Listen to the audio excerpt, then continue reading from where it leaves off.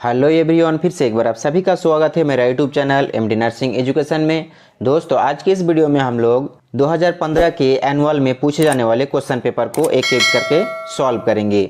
देखिए, यहाँ पे सबसे पहले क्वेश्चन पूछा गया है डेसिडुआ।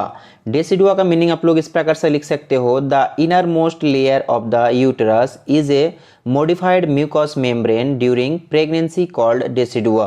यानी कि डेसिडुआ क्या होता है, इनर मोस्ट लेयर, यानी कि सबसे अंदर में जो लेयर प्रेजेंट होता है यूटरस का, उसी को क्या कहा जाता है, डेसिडुआ के नाम से जाना जाता है। लेकिन ये स्पेशली प्रेगनेंसी के टाइम में डेसिडुआ के नाम से जाना जाता है। म्यूकस का एक लेयर मॉडिफाई होता है जिसे डेसिडुआ के नाम से जाना जाता है। इसलिए आप लोग इसका दूसरा मीनिंग इस प्रकार से भी लिख सकते हो, the thick layer of modified mucus membrane that lines the uterus during pregnancy and is shed the after birth. जो इनर लाइनिंग बनता है म्यूकस का, वो आपका बर्थ के बाद, जब भी बेबी का बर्थ होगा तो उसके साथ साथ ये भी शेड आउट हो जाएगा, यानी कि ये भी टूटकर बाहर निकल जाएगा। उसके बाद यहाँ पे आप लोगों को दिखाया गया है एटीट्यूड। एटीट्यूड का मीनिंग होता है पोजीशन। तो इसका मीनिंग आप लोग इस प्रकार से लिखोगे, the fetal attitude describes the position of the parts of the baby's body. यानी कि बेबी का जब माँ के गर्भ में बच्चे होते हैं तो उस वक्त फीटस का जो पोजीशन होता है, यानी कि फीटस का बॉडी का जो पार्ट्स होता है, जैसे हाथ हुआ, पैर हुआ, हेड हुआ, ये सारा पार्ट्स का जो पोजीशन होता है उसी को एटीट्यूड कहा जाता है। जो यहाँ पे आप लोगों को स्ट्रक्चर में दिखाया गया है, अलग अलग एटीट्यूड यानी कि अलग अलग पोजीशन होता है और इन अलग अलग पोजीशन को अलग अलग नामों से जाना जाता है। जिसे यहाँ लेफ्ट साइड में आप लोगों को बड़ा स्ट्रक्चर करके दिखाया गया है। पहले तो आप लोगों को दिखाया गया है वर्टेक्स प्रेजेंटेशन, उसके बाद दिखाया गया है मिलिट्री प्रेजेंटेशन, और उसके बाद दिखाया गया है बोरो प्रेजेंटेशन, और लास्ट में आप लोगों को दिखाया गया है फेस प्रेजेंटेशन। तो इस तरह का अलग अलग जो पोजीशन होता है उसे ही आपका एटीट्यूड के नाम से जाना जाता है।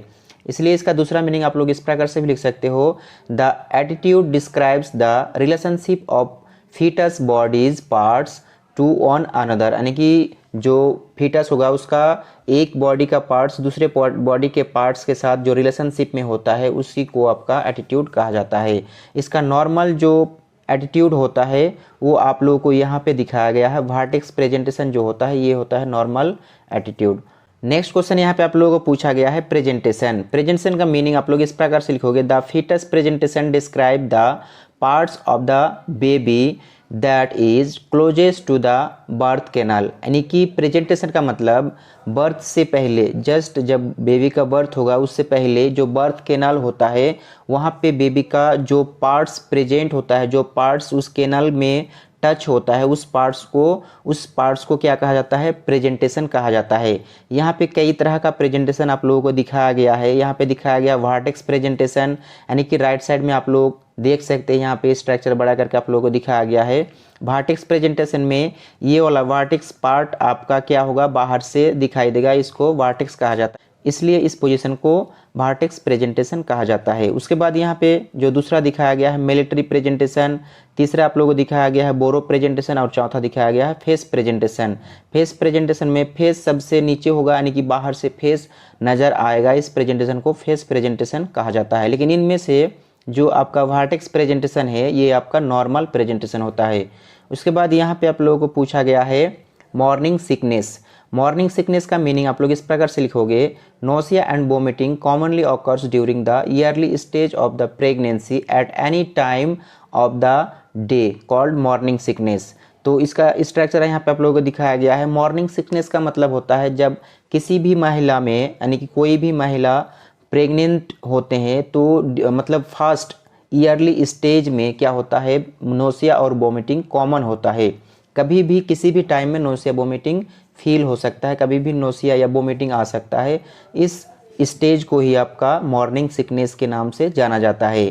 उसके बाद यहाँ पे आप लोगों को पूछा गया है फिल इन द ब्लैंक्स में पहला question, the normal length of the fallopian tube. Answer हो जाएगा आपका 10 to 14 सेंटीमीटर। कहीं कहीं पे आप लोगों को मिल सकता है 10 to 13 सेंटीमीटर, लेकिन आप लोग 10 to 14 सेंटीमीटर लिखेंगे, सही होगा ये आंसर। उसके बाद यहाँ पे पूछा गया है the fusion of the male and female gamete is termed as.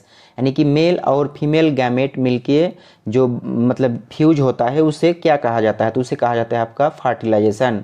यानी कि फीमेल गैमेट आप लोग जानते हैं ओवम होता है और मेल गैमेट स्पर्म होता है। जब दोनों एक साथ फ्यूज होता है तो उस प्रोसेस को कहा जाता है फर्टिलाइजेशन। तो इसका आंसर हो जाएगा फर्टिलाइजेशन।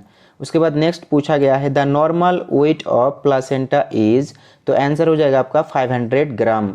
नेक्स्ट में पूछा है in breech presentation the denominators is, तो डेनोमिनेटर्स हो जाएगा आपका सैक्रम।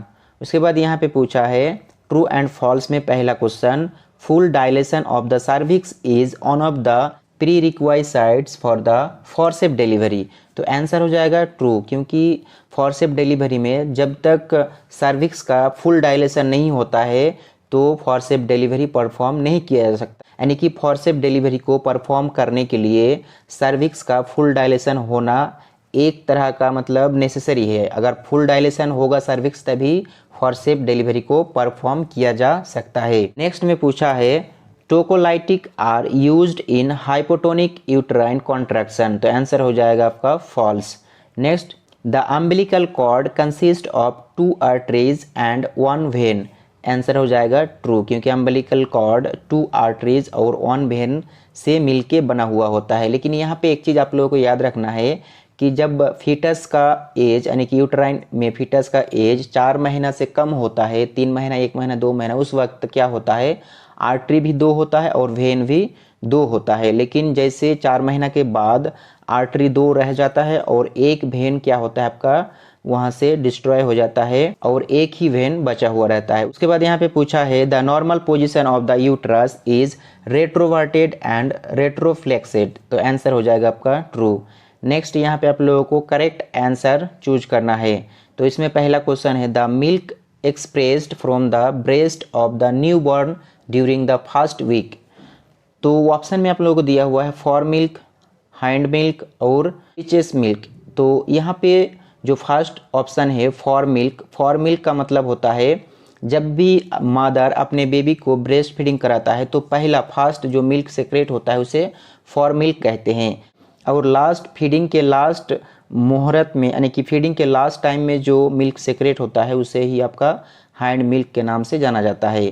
तो इसका आंसर हो जाएगा आपका विचेस मिल्क। विचेस मिल्क का मतलब होता है न्यू बॉर्न, यानी कि बच्चा जब जन्म लेता है, जन्म लेने के बाद फर्स्ट वीक का एज में या सेकेंड वीक के एज में बेबी का ब्रेस्ट से मिल्क सेक्रेट होता है, उस मिल्क को कहा जाता है विचेस मिल्क, जो नॉर्मली होता है, इसमें किसी प्रकार का कोई एबनॉर्मलिटी नहीं होता है।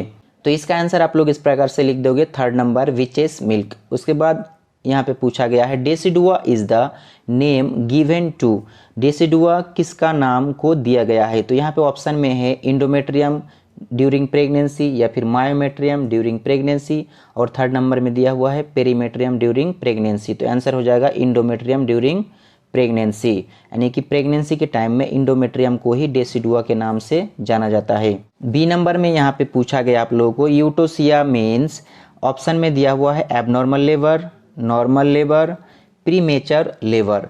तो इसका जो 2nd नंबर ऑप्शन दिया गया है नॉर्मल लेबर, ये हो जाएगा आपका आंसर, क्योंकि नॉर्मल लेबर को ही आपका यूटोसिया के नाम से जाना जाता है और एबनॉर्मल लेबर को आपका डिस्टोसिया के नाम से जाना जाता है। उसके बाद यहाँ पे पूछा गया है 2015 के सप्ली में पूछे जाने वाले क्वेश्चन पेपर। तो दोस्तों आज की वीडियो में बस इतना ही। नेक्स्ट वीडियो में हम लोग 2015 के सप्ली में पूछे गए क्वेश्चन पेपर को सॉल्व करेंगे।